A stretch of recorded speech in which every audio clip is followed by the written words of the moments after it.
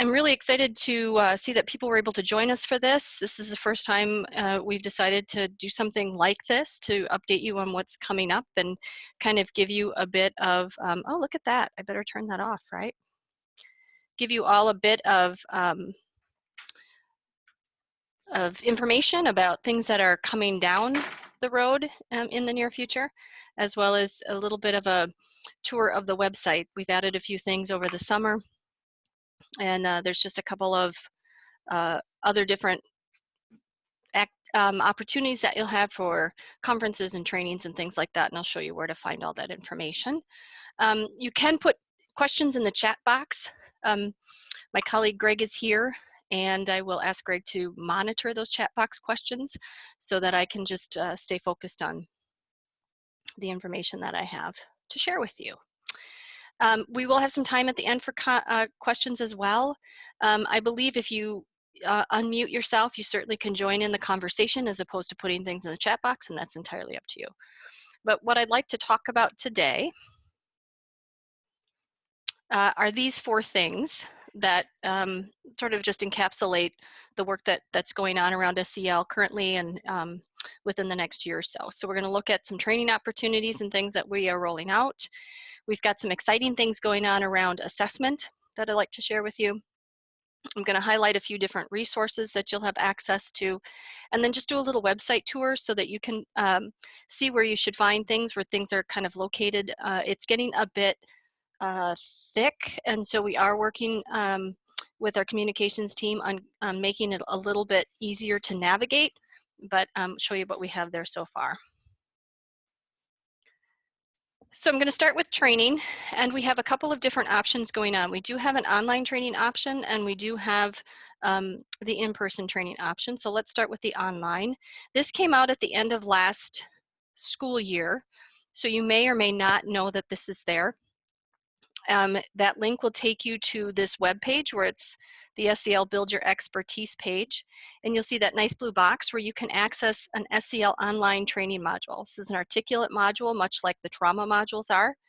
So you have access to this if you want to get staff or anybody started on what SEL is. This is an introductory module. Takes roughly 45 minutes, I think, to complete in total.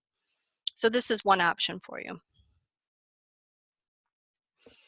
We also have some online webinars. So over the last year, many of you attended, we had 2 types of webinars this last year.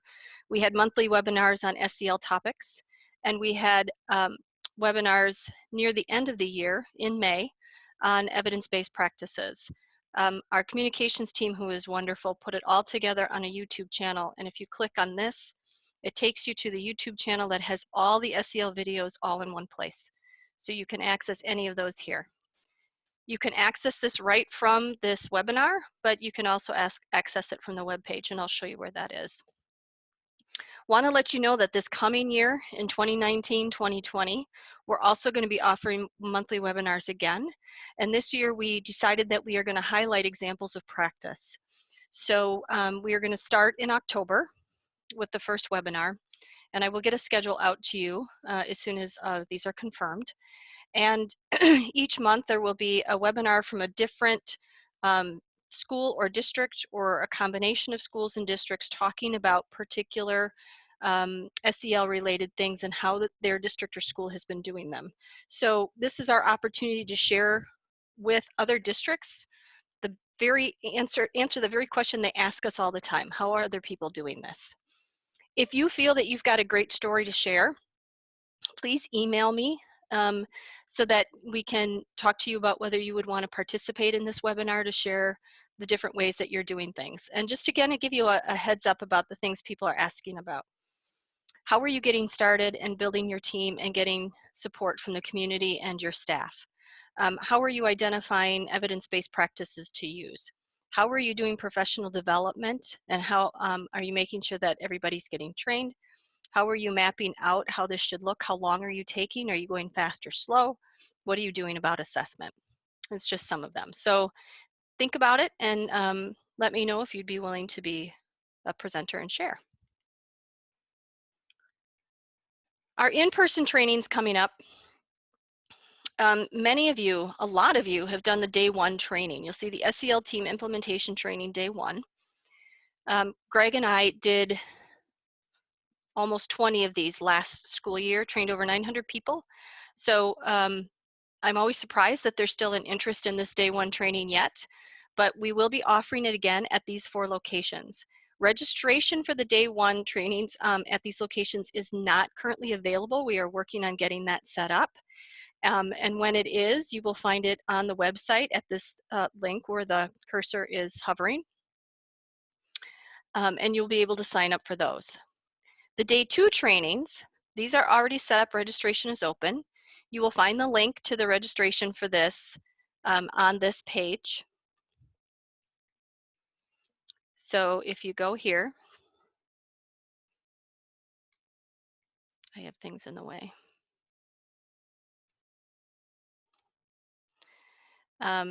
Where it says,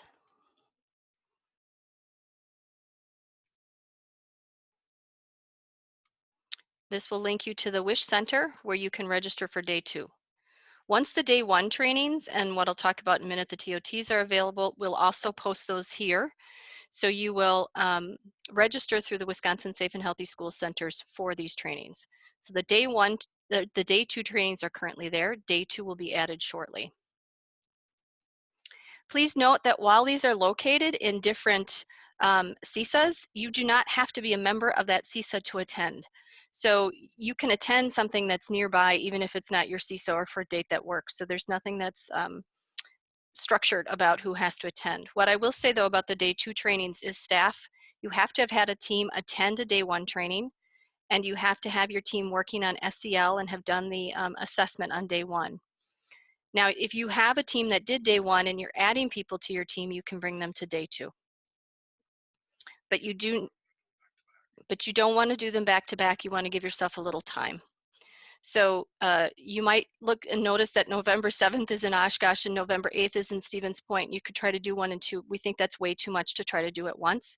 There's a reason we broke these into 2 days. This is based on the school guide to school-wide SEL based from CASEL, which you have access to at any time, and you certainly can use those resources and not even do the training if you like. But we found that it's a really dense resource, and teams really kind of appreciate having a little bit narrow focus on what to look at and having some guidance to go through the process. So these are both trainings in which teams attend, and we do some content and some activities, and then there's a lot of team planning time that is available to you to start to lay out how you want to implement social emotional learning, because it goes way beyond just doing the curriculum. So these are how you're going to build the process, how you're going to start your implementation. But we also recognize that there is a capacity issue around training for social emotional learning.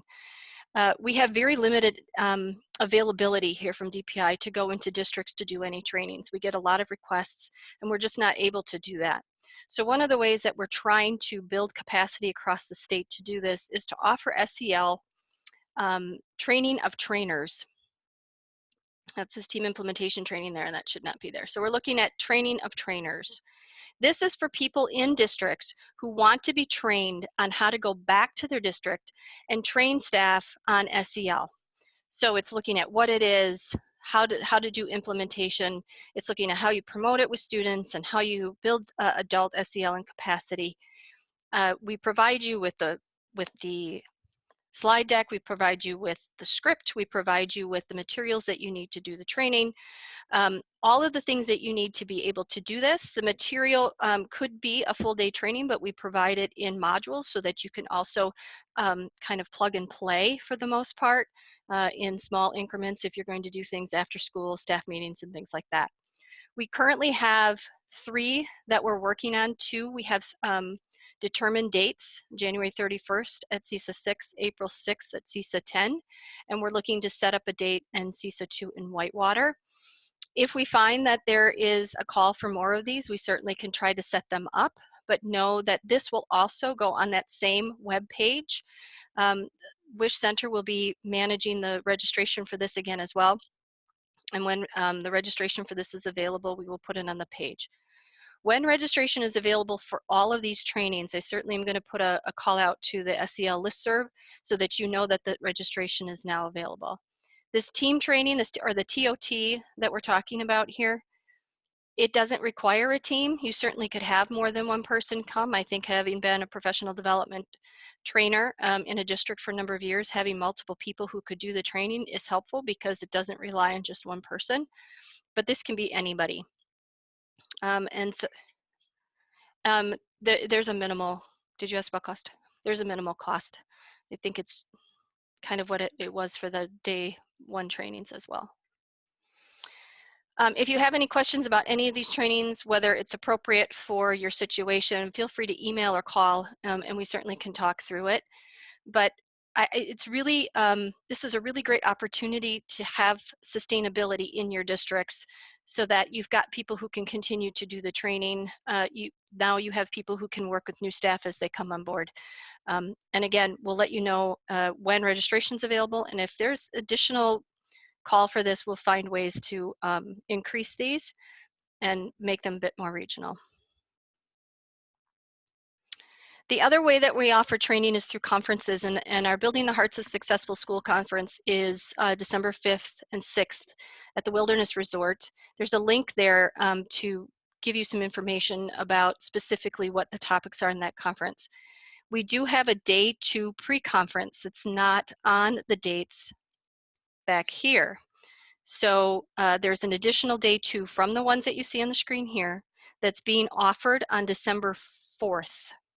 So if you go to the information about the SSPW conference page there and get information, you'll see the information about the conference, and you can register for that pre-conference day. So it's a day 2 that's being offered for pre-conference. There's also going to be a breakout session on assessment that Greg and I are doing, but by and large, the majority of the breakout sessions are from schools and districts who have done the different kinds of work around mental health, social emotional learning, trauma, AODA, and they're sharing with you how they did it and what they did. It's a great example of practice conference, and so we really encourage you to go. It's a very reasonably priced conference, and it'd be nice to meet you all when you come. Yes, there's day 1, day 2. So we did not, oh, there's no day 1 scheduled for CISA 6. Okay, so right now there's 3. So right now there's CISA 7 on November 20th, January 16th, and January 24th. Yep, so if we add some day 1s, if we find that there is a need for additional day 1s, we'll figure out what to do with that. But the November 7th CISA 6 is incorrect. So before I send that out, I will correct that. Thank you, Jackie. I think that kind of points to how confusing this can get as we're trying to set up all these different trainings with our CISA team, or I mean our WISH team in all these different locations, and it gets a little hard to track. So, okay, before we move into the assessment, is there any questions about training that have come in? Okay. So this is the thing that I think I'm most excited to share with you. Over the course of the last year, we have been working with the Wisconsin Center for Educational Research at the University of Wisconsin, because we recognize that if we're going to walk the walk and talk the talk around assessment, we really needed assessment tools that matched the framework that we are supporting, which is our social emotional learning competencies. So you can purchase, or you can even get some free tools, but they don't necessarily match with the competencies. And if you're using the competencies, the state competencies, it's very helpful to have a tool that aligns. So at this point in time, I'm going to share with you what this looks like. This is not available publicly yet, although I am inviting anybody who would like to pilot this to give me an email, shoot me an email, and I'll tell you a little bit about what piloting will entail. But this landing page shows you that, and we opted to call it a development tracker rather than an assessment. And this is going to be a series of about 3 different surveys. And each one, we kind of give you an idea about who can take this, how it's used, different ways in which it could be useful to you. So there's a student SEL tracker in which an adult is completing a tool for students. And in this case, if you're a teacher, you can actually complete up to 35 at one time on a screen. And these are useful just to see if you're tracking individual student skill growth, but it can be used to help identify goals for academic and career plans or IEPs. It can be useful to help identify competencies to focus classroom and school SEL programming. So rather than having to look at all 24 competencies, where are you seeing the greatest need? As I said, monitor school growth, and then identify SEL-related objectives or learning targets for academic instruction. And when you click on this, it's going to take you to a page to actually do the tracker. Now, at this point, older students actually then here have access to a student self-screener. So if you want to ask your middle or high school kids to screen themselves, so if you notice 6 through 12, you can make that available to them as well. Then on the landing page, you have an option for teacher skills and practice survey.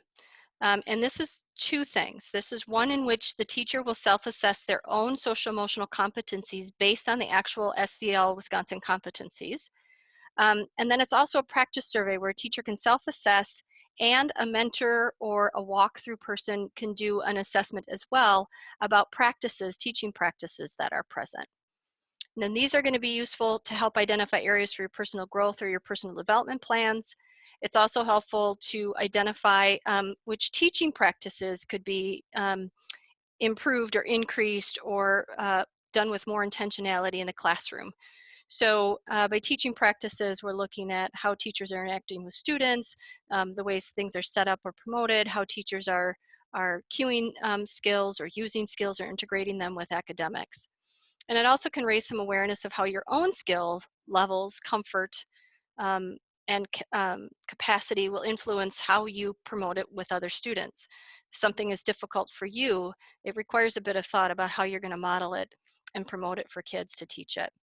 So this tool also then includes a classroom observation tool. Again, to look at, this is one of the ways that we're trying to look at fidelity. For those of you that have been in sessions with us, we've talked a lot when people are asking questions about assessment that we really encourage looking at fidelity of your programming before we start to look at student outcomes. And so this is another tool that will allow you to do that. So this tracker, we anticipate hard launching by November, somewhere in November 2019, where this will be available to anybody for free. It's housed at the University of Wisconsin, so you should have no concerns about whether we're tracking the data or keeping track of it here at DPI to report out. It's a confidential system, and it's not going to be something that we have access to. We might ask the university to run some aggregated information for us, but it is a confidential system for you.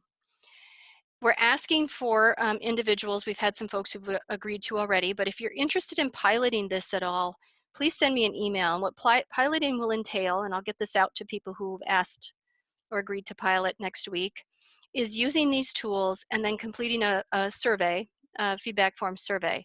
Because what we want to do is make sure that this is in a format is useful for you, that it's understandable. Before we launch this with everybody, we want people to do a test drive. It's kind of our beta testing.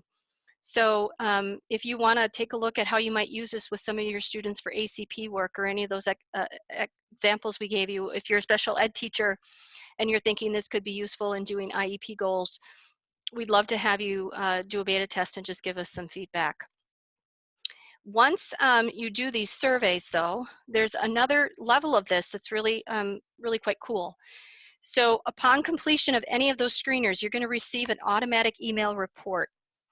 And that report for the student and teacher survey is going to provide an average score in each domain and section, as well as a spectrum report. That average score isn't to be used as something that says your score in emotional development is this. But it's a way to kind of give you a sense of, is there one of those 3 domains in our competencies that are a little stronger or a little less strong than others, where you might want to focus some of your time and attention and instruction. You'll also be able to get access to a line item response for every question for your students. And this is particularly helpful if you're trying to narrow some things down for individual students. Upon request, you're going to be able to get aggregated reports at a classroom level, a grade level, a grade band level, a school, and a district level. Those aggregated reports, our hope is that by providing those, you'll get a pretty good sense about where you might want to, again, if you're listening to what I'm saying, we've been saying a lot about focused instruction. So this isn't for accountability purposes. This isn't to say, you know, our students are proficient. This is to say, well, in grade 1, we seem to be a little bit more challenged in this particular area. So let's focus our efforts particularly on those areas. So you'll be able to get reports like that generated once you have all the data input that you would need. So if you're going to do a school level report, you're going to need as many people in the school have had those completed as you would require for the final report that you need. We also encourage you to do multiple administrations of this tool because it is also used to identify growth. It will be available to you 4 times a year. We don't recommend doing more than that. We don't think anybody's going to find time to do more than that. But we do encourage you to do it more than once so that, you know, even if you're doing start of the year and end of the year, so you can look and see if there's some growth. And this is also the way to see if your program is making progress. So there are a number of different ways that these tools can be used. We're just really excited that we're going to be able to offer this for free and that it follows the framework that Wisconsin is using, which is our competencies. Any questions about the assessment resource?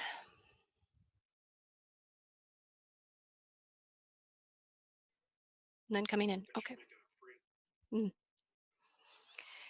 The other thing that we are going to be offering is an online module, a training module for teams.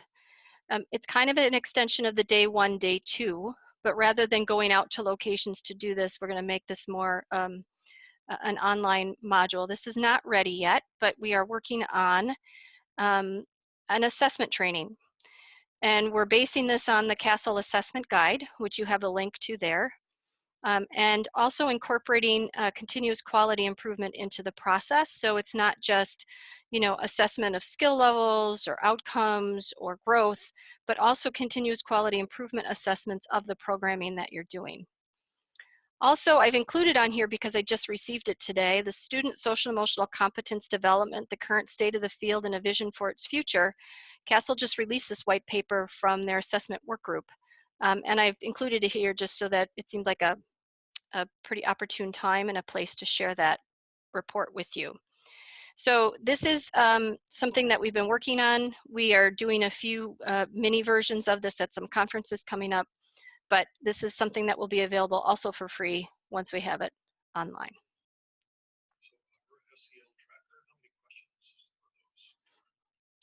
So it really depends somewhat on the grade levels. So we have 24 competencies. And when you do the student surveys or even the staff surveys, some of those competencies had a few different pieces in them. So for example, the competency might include 3 or 4 different aspects, and some of those we broke out. So I can't answer your question exactly about how many are in each one, but we tried to make them as close to 24 as possible. But for the sake of being clear for people taking the surveys, there are a couple that were broken into multiples. One of the things I can do though here is kind of take you into a survey so you can see how it's set up. Why don't I do that since there was a question?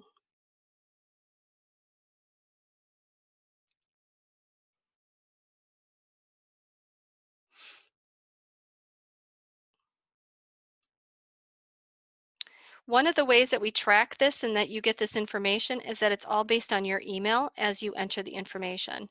So you will, that's how we can kind of keep track of all of your data.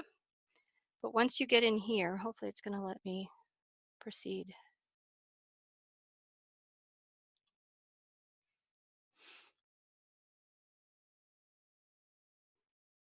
Oh, popped me out. Okay. It's on a Likert scale. I'm not sure why it did that. It could just because it's the beta version at this point. But there's a Likert scale, and I think there's anywhere from 24 to 30 questions max. Sound about right, Greg? Sounds right. Yeah. And you're going to post this, right? So once we have, once we've completed the pilot process and once we um, have the feedback and have made any modifications that we need to based upon that feedback, then we will announce that it's coming out. The other thing we're going to do is an online webinar training to take you through the process so you're familiar with what the procedure is, how it all works. So we will do a webinar probably much like this to introduce you to the tool once it's hard launched. The slides, will they have access to a copy of the slides or just the recorded webinar? You'll have access to the slides. I can send these out. That was the question? Yep. And with the assessment tools, when this one is ready, this is going to be in the website too at some point. We'll send it out. So generally the way that we do a push with all of these resources is through the SCL listserv. I'm guessing that all of you are already on it because you're on this webinar. But if you know people who want this information and may not be getting it, let them know to join the listserv. It's the only way we know to really get this information out in a large, broad way. We don't have access to every educator's email in the state. So this will push it out through the listserv and then it'll be on the website. Any other questions about assessment? The other thing that we have, I wanted to share with you are a number of different resources. As you are probably all familiar, the competencies are on the website. Another thing that we have been offering for a long time but have presented in a little bit different way are the fact that with evidence-based programs, we talk about that all the time, and I've shared this on different webinars with grantees and things. There are a lot of people that are creating social emotional learning programs, and they're not evidence-based at this point. And so you're welcome as a district to use whatever you choose to use, unless you're using state or federal money for it, then it needs to be evidence-based. But we really encourage you, because of this, because there's so much untested stuff out there, to really stick with evidence-based programs. Now, you know that we have some on our website and that we have alignment tools, and I'm going to talk about that in a minute. But for many of you, I think many of you are assuming that that is like a infinite list or a finite list of evidence-based practices. So our Wisconsin Extension provides this awesome web page, this awesome place for you to check what are evidence-based programs. So this is the What Works Wisconsin, but it's an evidence-based program registry. And these different registries, so there's Best Practice Registry for Suicide Prevention, Child Welfare Clearinghouse, Center for Study and Prevention of Violence, which is the blueprints many of you have heard of, Child Trends, the Cochrane Library, the Castle Guide. These are all well-respected, evidence-based resource lists. And you can go on these registries to see if the program you're interested in is evidence-based. And I suggest if you've got a program that you're checking on, check a couple of these different registries. They all have some different requirements for how to get on their registries. But if they show up on one of these, they're considered peer-reviewed evidence-based programs. And this is I'm pleased that they've got all of these in one place for you so that you can kind of do some background and homework on programs that you want to do. Know that the ones that we put on the website are only going to be evidence-based programs that have shown up on one of those lists or do have a peer-reviewed study to support them. But the website is not the only, or is not the end place for that. The other thing I want to say about that is if you are using an SEL program that is evidence-based and we don't have an alignment tool on the website, let me know. And I'm quite happy to reach out to the publishers and see if they would like to create one. You don't have to do that. So just keep that in mind. When we do the tour of the website really quickly, I'm going to show you where these are, but we do have resources to build your expertise. And I think this sometimes is one of those pages that might get overlooked. Many of you have asked us what you could do with professional learning communities around SEL or communities of practice. And this resource page has mostly articles. We really kind of avoided books when we can because that's too long. But articles about different aspects of social emotional learning that could be used for professional learning communities, where people read the articles and discuss how it applies to your district or school. There's also resources for families, which I will show you. The other thing that I just want to announce is that we work very closely with our tech team, particularly around keeping kids safe online. Many of you have seen the alignment between those technology tools and our competencies. But October is Keeping Kids Safe Online Month. And if you click on this link, it's going to take you to the page that's showing you a month of resources. So when you get down here, you're seeing each week. This is the lead up. And then starting next week, we're going into the first week. And these are some introduction activities and some links to some different resources for you. You'll see SEL on here in a number of different places, and cyberbullying. So keeping in mind that SEL just gets so much broader sometimes than just a curriculum and the focus that we have. So this is another resource for you. The other thing is that we've had, as I mentioned this before, the evidence-based practices that had alignment tools as of last year prior to May were invited to do a webinar on their program. And I think people who attended those and are looking at these are finding them very useful when they're trying to make some decisions about which programs to choose and find the best fit. That link will take you to the YouTube channel I showed you before, and you can find all those webinars there. We've added a few programs since that time. If we get more and we have enough programs to do this, we'll offer webinars for those newly added programs later in the year. The other thing that's I'm pretty excited about is we've kind of done a little bit more shaping up or focusing of the case studies. This link is going to take you to a Google folder. This is only view only, but you can make copies. And as we've been getting case studies from different districts, we've been adding them here. And when you open them, you can see the case study, and in some situations, you can also see additional resources or examples of things that they've provided around their case study. The other thing that we've added to this is a case study decision tree. So if you take a look at what you're looking for, so you're looking for examples, for example, of integration with school mental health, these are the case studies that are going to address that. If you're looking for how they aligned with PBIS, these are the case studies that will provide you some information about that. So this decision tree is new because it's getting kind of hard for people to wade through a million different case studies, and I'm happy to have a million different case studies. This is where we do the homework to kind of point you in the direction about where you might want to look based upon your needs. So with this slide deck, you'll have access to this Google folder for all of these case studies. I also want to put a plug in here that if you're doing some things with social emotional learning and you want to complete a case study, we would love to have it. So I do have a template. We've been using a template for this so that they're pretty much consistent across the districts. And just reach out to me and say, hey, we want to do a case study, and we'll get you set up and we'll add you to this group. Please don't be afraid to share, even if you're just starting. My experience has been that when people hear from districts that are like 4 or 5 years into the process, they start to tune out a little bit because they're feeling like they're just getting started and they're getting lost in all of the great stuff that results after 4 or 5 years of work.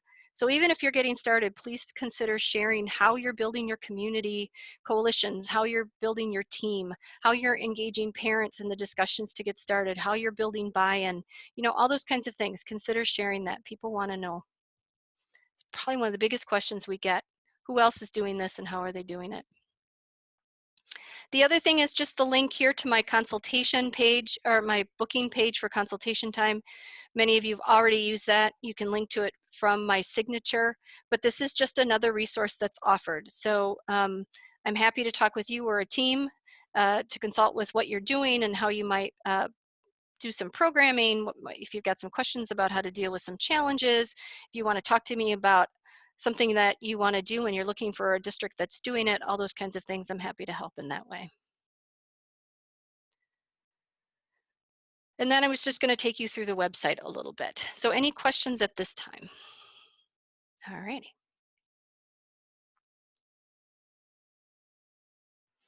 Many of you have been here, and I think there are some of you that use it, but I fully recognize that this is a really dense website, and it's getting hard sometimes to find things. But the front page here has a couple of things to note. It's got the competencies, and they are now available in Spanish. That came out at the end of last year. You may or may not know that. We do have some hard copies of each of these, and are able to provide you with a small number depending on which one you want. So if you are looking for a couple of hard copies, you can email me to ask to have some sent to you. There's no cost for that. But it's not a large number, so we're certainly not going to send anybody 100 or 200 of these. But you have access to that. When these came out, we did an introductory video to them. You certainly can take a look at that. And then there's just a couple of additional tools here. You can also do a consultation booking from here, and this is where people can join the SEL listserv. And there are a number of other resources below. Two of my favorites are these videos so that you can see what districts have been doing about social emotional learning. The one on this side on the left is Adam's Friendship, and the one on the right is Racine. If we're able to do more videos, we would love to do that.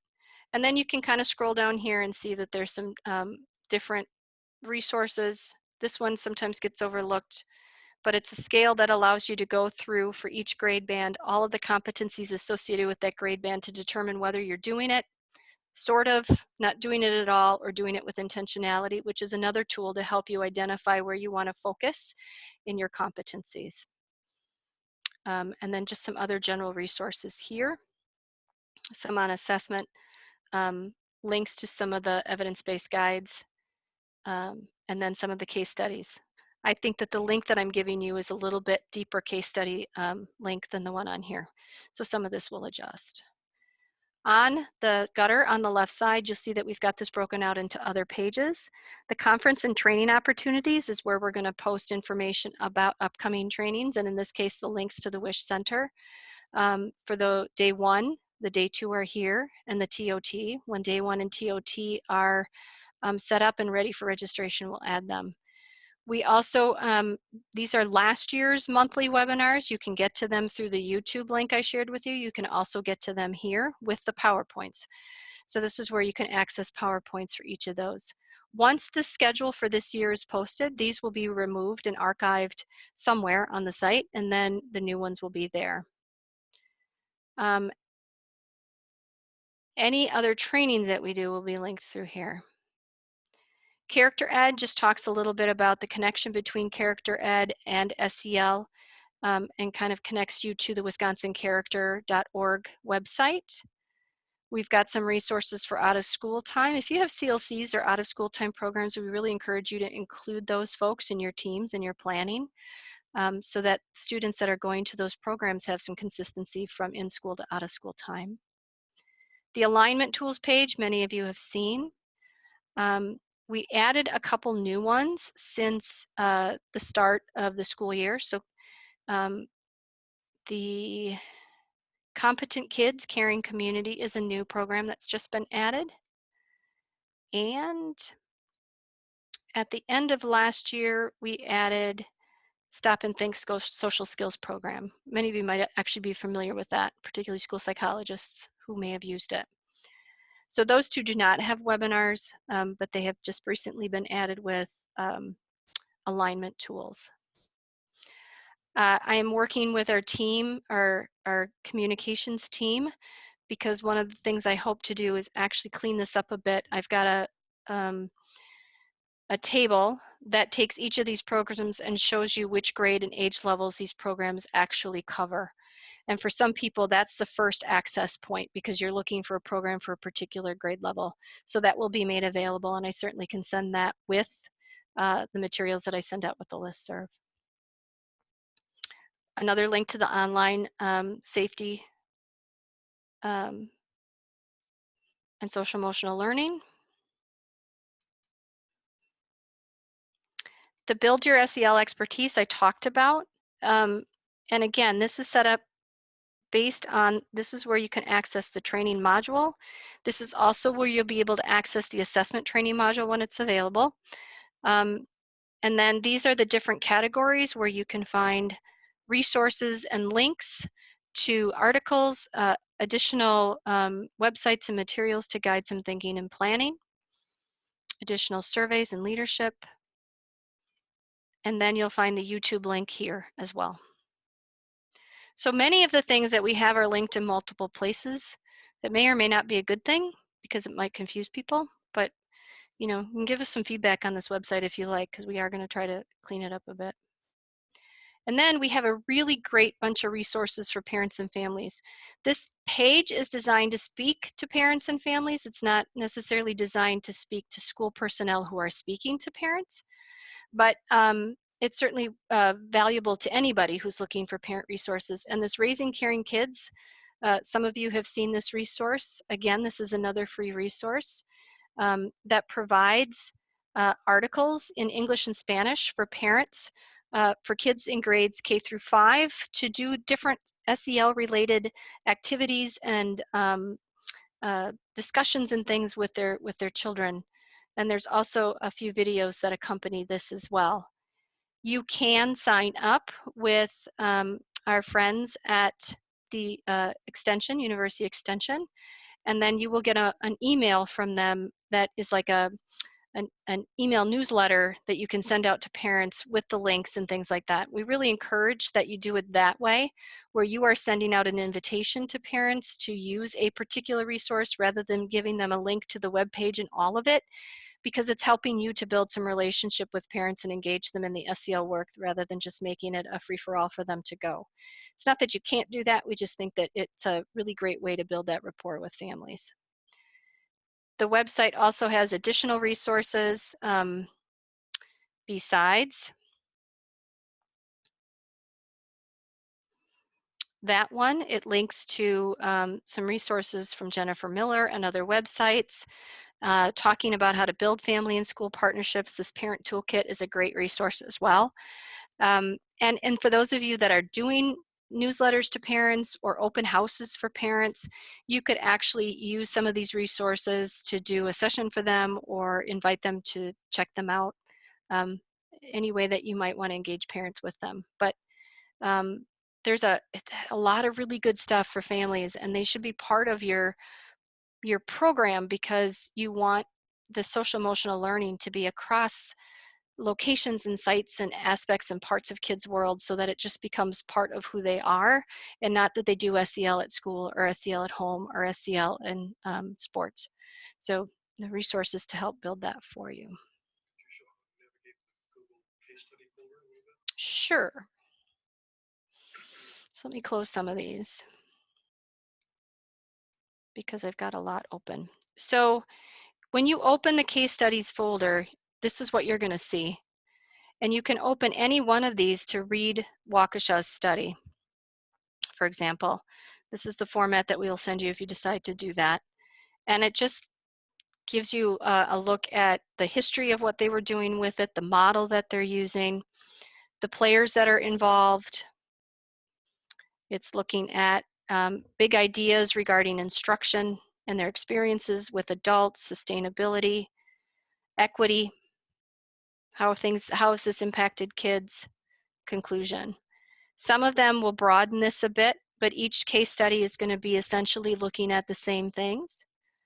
And then with the Google folders, if you're not familiar with Google, you open up Adam's Friendship, you get their case study, you just click back here to go back to the whole stem.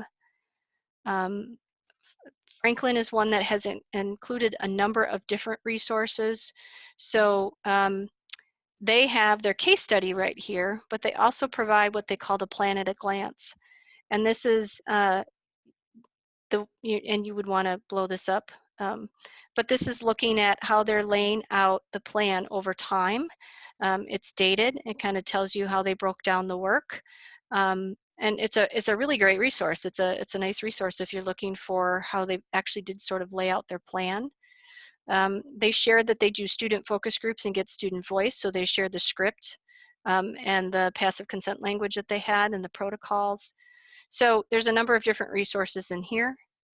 But let's say you don't know which one you want to look at, right? Because you're looking at this and you just see a bunch of folders. So if you open this document at the bottom, you see that on the left are all the things that you might potentially be looking for some examples of. So maybe you want to look at how somebody's doing coaching with staff because you're having some discussions about coaching. On the right side, you'll see that Mequon, Thiensville, and Adams Friendship. Those 2 case studies will address that. So this is just the way that to make it easier for you to navigate through these case studies. The nice thing about Google and then putting it in a Google folder is that we can constantly be adding additional case studies without you ever having to get new links, because it will show up in there. And it will also allow us to make adjustments to this as we get more case studies, so that this document will stay current without, again, having to send you more links and things like that, so you'll have access to that. So you get to that from here for now.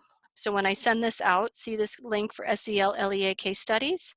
That link will take you there. So when I send this to you, you can, these links should all be active to do that. And for now, I'm just putting that out there for you all. It may end up going out in a listserv at some point. I try to manage not sending too much stuff out at listservs all at once. So, and just trying to see how this works for this many people accessing the Google folder. But you will get access. I'll send the slide deck out to you right away.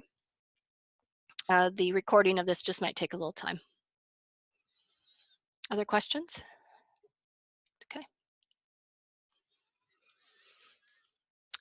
So I guess I want to just end and open this up for other questions, although there haven't been many, but just end by inviting you to do a couple of things for us. One is I'm inviting you to consider piloting the SEL development tracker and giving us some feedback. And then I'm also encouraging you to consider submitting an SEL case study that we can share in that Google folder. It's probably a good idea for me to go back to the first page so that you can see my email if you don't already have it. I'm guessing most of you do. But you certainly can contact me for either of those things, and then feel free to contact with questions. So bringing it into under an hour. If there are no more questions, we will just end here. And you know how to find either Greg or I for additional questions or supports. So thank you, everybody. We will end the web. Oh, we did get a question. Yep. Is there a minimum number of students to be able to use the tracker in the pilot? Is there a minimum number? No. And in fact, when it's launched, you can do from 1 to, I think, 25 total, and any number in between there at once, as a teacher doing the student survey. Any other questions? Okay. So thank you, everybody. And we're going to wrap this up. I will send out the link to the slide deck, to the whole SEL listserv, and then I will put out the webinar recording when it is ready. And as that seems to be all.